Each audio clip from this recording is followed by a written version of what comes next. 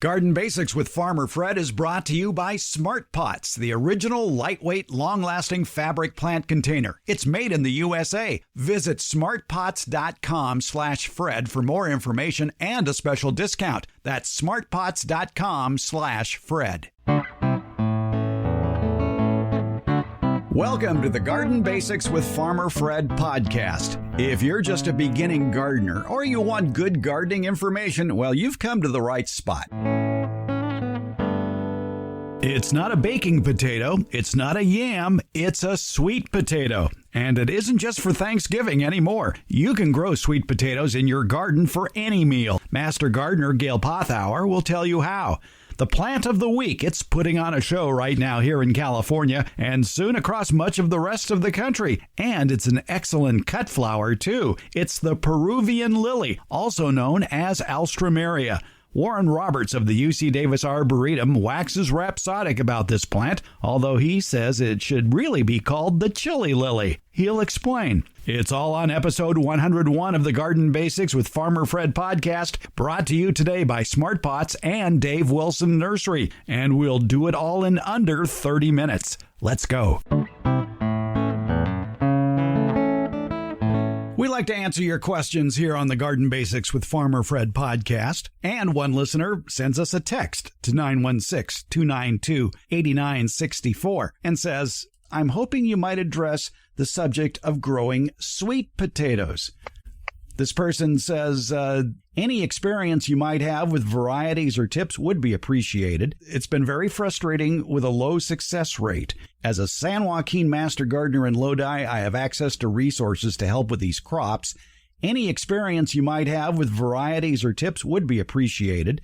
Buying organic sweet potatoes and starting the slip growing process in January has been frustrating with a low success rate. They are in my house, which isn't very warm in winter. Well, when it comes to vegetables, we like to bring in our resident vegetable expert, Sacramento County Master Gardener Gail Pothour. And Gail, sweet potatoes, they really like the heat, don't they? Oh, they do, and they're warm. So you get them in too early and you'll have problems. So you need to wait, get them in the ground when it's like mid-May here in the Sacramento Valley. In one regards, I understand this person's frustration because at a lot of nurseries, sweet potatoes are available usually in late winter, and that's not the time to be planting them. And so it's a case of having to keep those sweet potatoes someplace cool and dry until the weather warms up. Right, cool and dry, but not too cool because they are sensitive to temperatures below 50 degrees. So if you store them in say in a garage or in a shed during the winter, that could be too cold for them. So one of the best ways to get these slips, and sweet potatoes are grown from slips, not the actual potato, is to get them from a disease-free certified mail order place or a nursery. Sometimes local nurseries will carry the slips, not often. Mail order catalogs will have them listed, but one of the main problems is most southern grown slips cannot be shipped to California because there's a quarantine for the sweet potato weevil. So it can be difficult to find slips that you can order, but you can also grow them yourself if you have, say, an organically grown sweet potato that you've been able to hold over during the winter. There is a process to grow out the slips yourself. Is there a chance of picking up a disease that way, though? Or should you actually buy the sweet potatoes fresh, seed potatoes fresh every year? Well, there is a chance to have diseases that are passed along because the slips are, since they're grown vegetatively, you grow them from a slip that comes off of the sweet potato, it is possible to transfer diseases, particularly viruses and things like that. So I think if you're careful, we always recommend you get them from a certified mail order, grower. But if you do it yourself, if you get an organically grown sweet potato at a farmer's market, and there hasn't been any kind of a sprout inhibitor put on it, then you can try it yourself. It can be a little bit of a challenge, but it's kind of like the science experiment we did in high school. There is a way that you can grow them. And we do have one of our Sacramento County Master Gardener publications does have information about growing slips yourself. It is. It's a very handy publication called Growing Sweet Potatoes in the Sacramento Region, and you can do an internet search for that just by using that phrase, Growing Sweet Potatoes in the Sacramento Region. If you add the letters UCANR after it, it'll pop right up. UCANR stands for the University of California Agriculture and Natural Resources. And there's a lot of great information there. And in the case of this particular person, I think they just started a little too early. Oh, I agree. They said that they had started them in January, and that's way too early because at least in our area, in order for the soil to be warm enough and the air temperature to be warm enough, we'll plant them in the garden in May. So you would start the slips yourself 2 months before that, so March. So January is a little bit early. And this person also said that their home wasn't very warm in the winter. And in order to grow out sweet potato slips, they need to be kept quite warm. So the way you would do it is to have small sweet potatoes, put them in a shallow container, cover them a couple of inches with sand or peat moss or some material, sawdust even, keep it moist and warm. So you would ideally put the container on, say, a propagation mat, a heating mat, to keep the medium warm, 75 to 80 degrees. So that's what they need. If it's too early and too cold, you won't have very good success. But again, you have the conundrum of sweet potatoes being available at the nursery way too early. I mean, for planting. So you buy them in winter, but hold on to them and don't start the slips until, like you said, when the weather warms up. Right. And unlike the regular potato, the russet, the Irish potato that we normally associate with growing in the ground, you put that potato in the ground and that's what sprouts. Sweet potatoes, you don't plant the sweet potato. You do need to get slips growing from that potato, and then you would snap those off and plant the slip in the ground. Okay. Then what is the process for doing that? Well, that's, as I mentioned, you would put the sweet potato in a shallow container, cover it with medium, keep it warm. The slips would grow, and when they're about 8 inches long, you just snap those off and then just stick that in the ground, and then roots will form from that slip.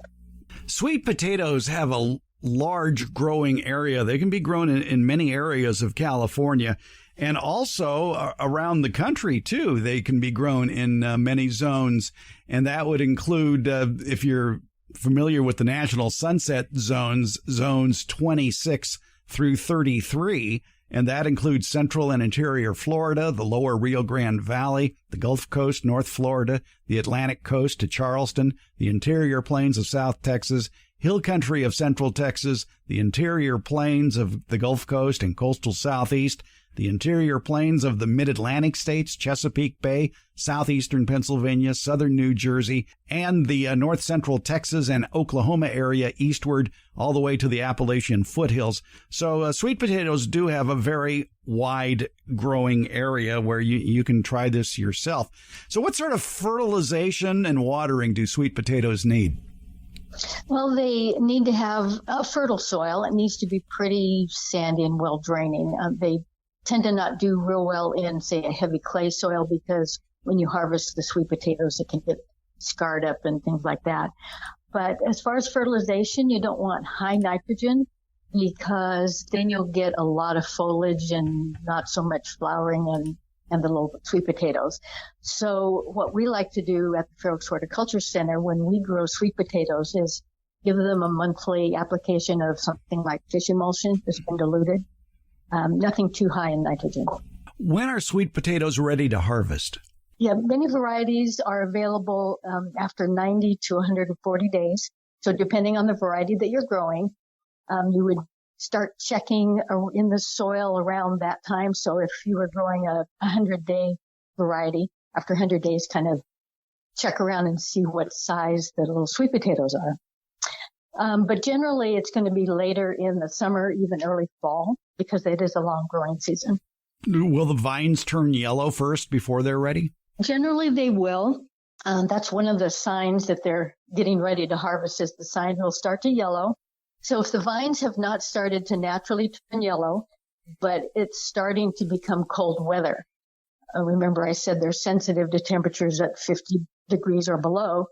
Then you might want to just harvest them before the cold weather, because that would really damage the sweet potatoes. All right, so pay attention to those nighttime temperatures, and when the forecast starts calling for nighttime temperatures or early morning temperatures to be below 50 degrees, get out your shovel or spading fork and start harvesting. Mm-hmm, absolutely. Yeah, because they will be damaged, even if just a few hours at below 50 degrees. How do you store sweet potatoes? Good question. Sweet potatoes do need to be cured before they're stored. Otherwise, they will decay in storage. And it's kind of tricky of finding ways to cure sweet potatoes, because commercially, the growers do have curing rooms with heaters and humidifiers and evaporative coolers to maintain all the proper temperature and humidity. Well, that isn't something that home gardeners really have access to.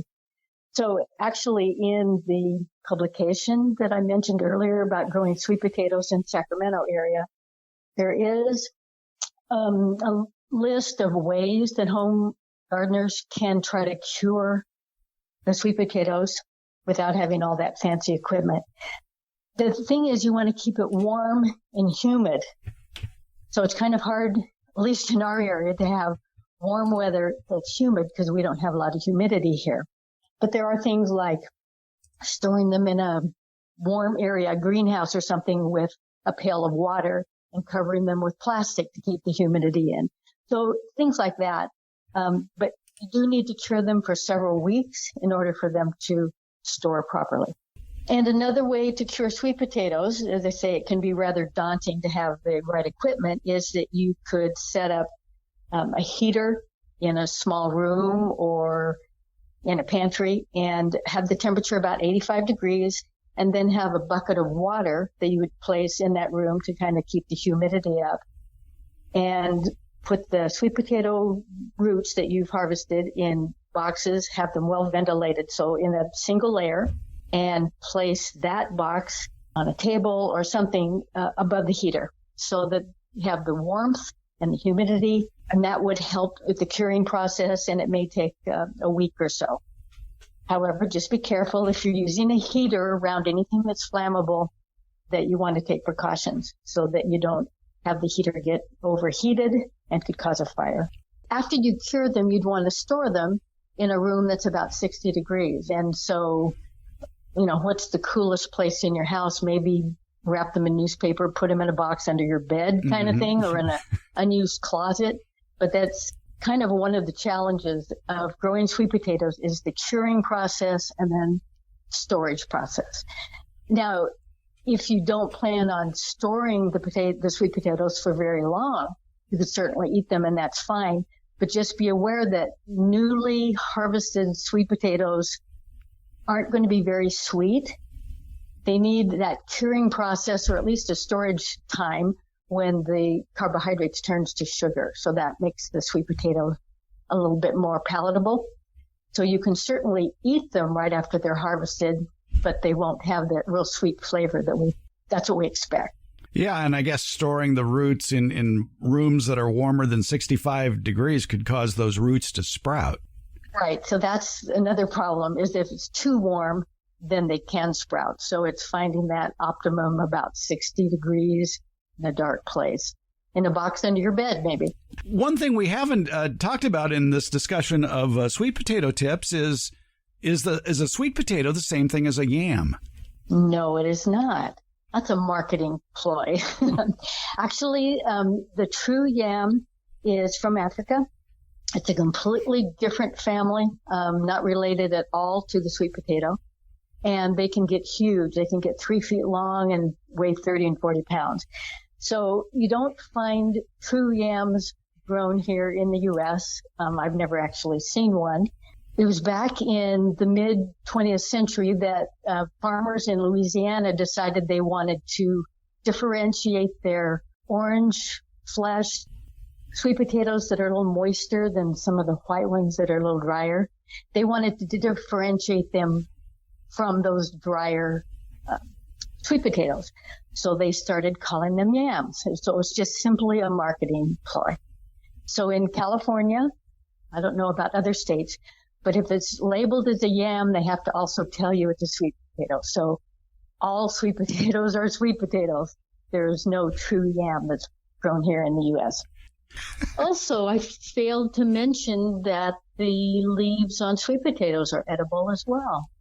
I mentioned it about okra, but I think I forgot to mention it on the sweet potatoes. Well, you just did. But it's that the sweet potato leaves can be used like spinach or chard. I would eat them raw. Can you eat the sweet potato leaves raw? So sweet potato leaves can be eaten raw, although they kind of have a slight bitterness apparently when they're raw. When they're cooked, they become a little more mild and delicate flavored.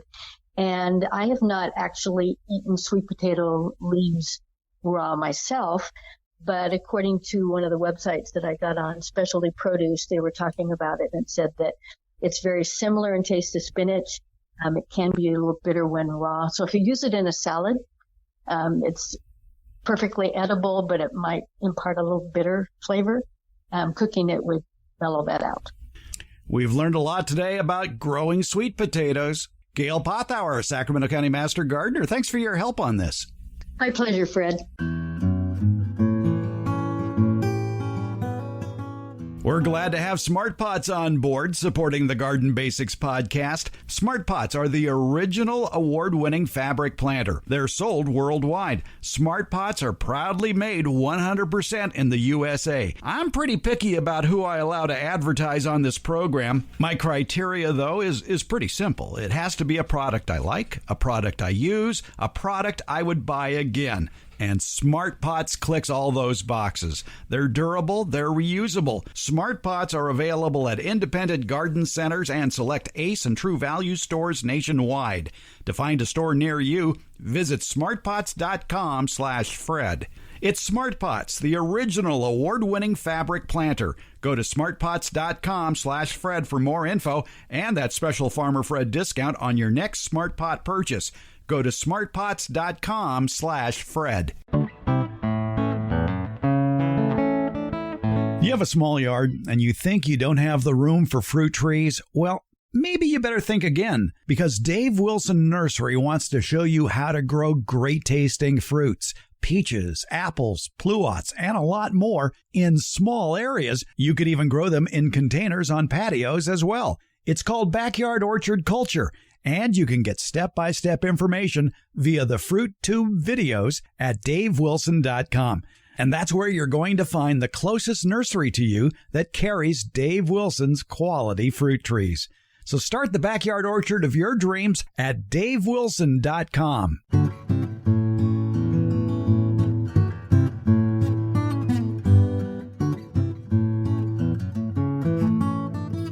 Every week, we like to talk with Warren Roberts out at the UC Davis Arboretum and find out a plant of the week, a plant that is probably putting on a show right now or has some sort of interest for the season.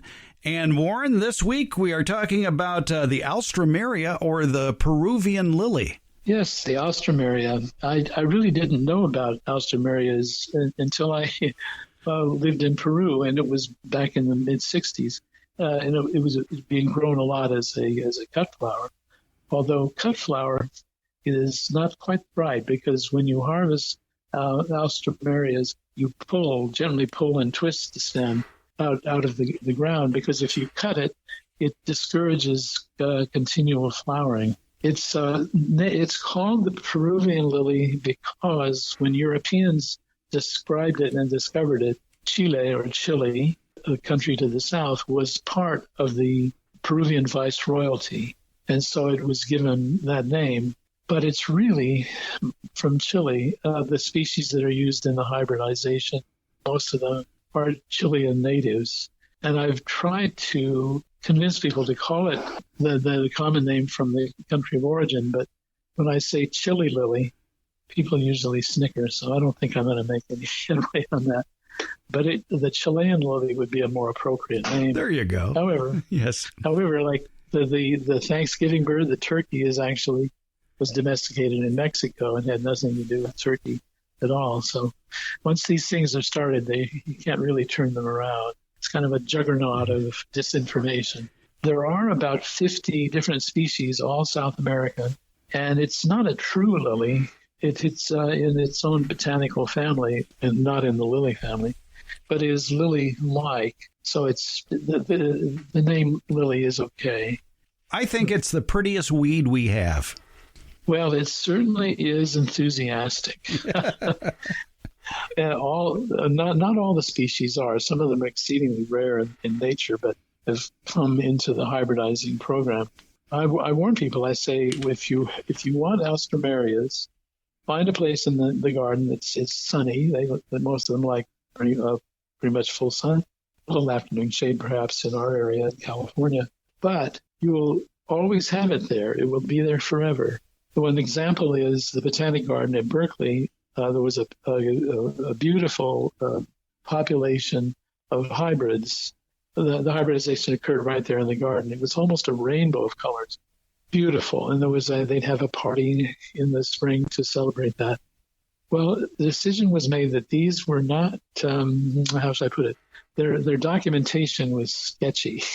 In that garden, everything that grows there, you have to know exactly where it was collected in the wild and so on. So there was some money to put in a Chinese herb garden. And it's a wonderful Chinese herb garden, but particularly because it's a Chinese herb garden with Alstroemerias. They continue coming up and being beautiful. So I've warned people about that, and then they don't follow my advice, which is not uncommon. And then they come to me and say, Warren, you were right. Because not only are they permanent where you put them, but they do spread a bit as well. And the seedlings come up and so on. There is no question that if you plant Alstroemeria, indeed, you will have them forever. I'm still pulling up Alstroemeria shoots from where I tore them out 4 years ago. Yes, it's sort of a job security. Yes, it is. But it's a great cut flower. It really does have a long bloom season. And in its place, I think it's excellent. Yes, but just finding the correct place, it's like hiring somebody to spend a lot of time making sure that you're hiring the best person, and then let them then get out of their way, let them do the work. And that's the way it is with Alstroemeria. I think that a good way to have Alstroemerias is to plant them in a very large container, a pot that keeps it in place, and then just don't let it go to seed. There's these beautiful, there's Alstroemeria aurea, which is sort of an orange-yellow flower, which gets about, 4 or 5 feet high. Alstroemeria ligtu, which tends to have red flowers. And the hybrids are mainly between those two and these rare species along the coast and in the desert of Chile. There's even actually an annual one in the deserts of Chile. But most of them are perennial with fleshy roots. They're not a bulb, really. They can be grown in areas which get considerable cold, but don't let the ground freeze. For example, in Connecticut, they can be grown, but you need to mulch them heavily, and they'll make it through the winter.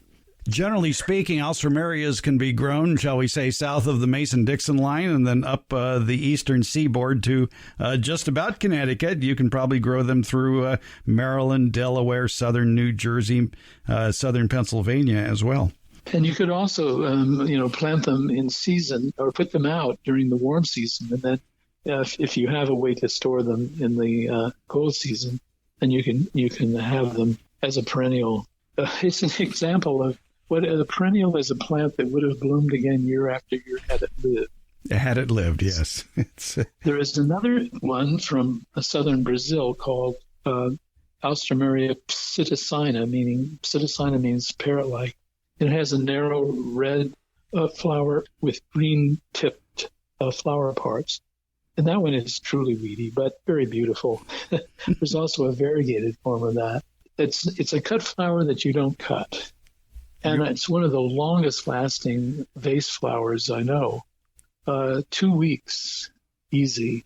Correct. And if you use the something that can extend the life of a vase flower, then it lasts even longer. And even when it's through being in its prime in a vase, the flower parts fall, still intact. So it's a really splendid plant.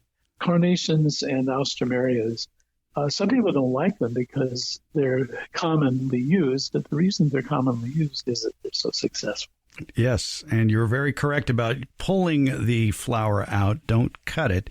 And when you pull it out, that also encourages it to rebloom as well. It does. And if you're doing a lot of work with them, don't get the sap on your skin because it somehow reduces the skin's ability to resist ultraviolet rays, and people can get sunburn from the juice of the plant. Whoa. Okay. I did not know that. Well, Alstroemeria, it knows its place. Do you? Try out the Peruvian lily for yourself. I bet you can find some Peruvian lilies at the UC Davis Arboretum, Warren. Usually so, but you can also find them at almost any nursery, and they're well worth getting. But just remember the warnings. Yes, they're going to take over your yard and give you sunburn. Okay. They're a gorgeous plant. Alstroemeria is the Peruvian lily. Warren Roberts is the superintendent emeritus of the UC Davis Arboretum. Visit the Arboretum online at arboretum.ucdavis.edu. As the COVID-19 situation wanes, the activities at the Arboretum are picking up. So check their website for more information about what's happening out there. Warren, thanks so much for joining us and telling us about the plant of the week, the Peruvian lily, also known as Alstroemeria. Oh, you're welcome. It was fun to do. The Garden Basics with Farmer Fred podcast has a lot of information posted at each episode. Transcripts, links to any products or books mentioned during the show, and other helpful links for even more information. Plus, you can listen to just the portions of the show that interest you. It's been divided into easily accessible chapters. And you're going to find more information about how to get in touch with us. You can leave an audio question without making a phone call. You do it via SpeakPipe. Go to speakpipe.com/gardenbasics. It's easy. Give it a try. If you're listening to us via Apple Podcasts, put your question in the ratings and reviews section. You can text us questions and pictures or leave us your question at 916-292-8964.